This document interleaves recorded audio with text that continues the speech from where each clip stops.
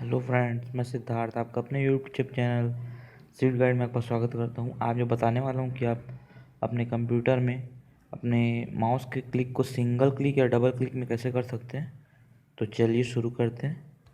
तो इसके पहले सबसे पहले आपको जाना पड़ेगा दिस पीसी में जाने के बाद अपन सबसे ऊपर यहाँ फाइल का ऑप्शन दिख रहा है, वहाँ क्लिक करेंगे। उसके बाद change folder and search option में क्लिक करेंगे। उसके बाद आप देख रहे हैं single click open an item and double click open an item ऐसा लिखा हुआ है। अगर सिंगल क्लिक करना चाहते हैं तो सिंगल क्लिक में रखिए और डबल क्लिक में रखिए। जो सिंगल क्लिक पर से मैं सिंगल क्लिक में रख रहा हूँ। उसके बाद देखिए जैसे मैं क्लिक करता हूँ एक ही क्लिक में खुल जा रहा है वो। ऐसे ही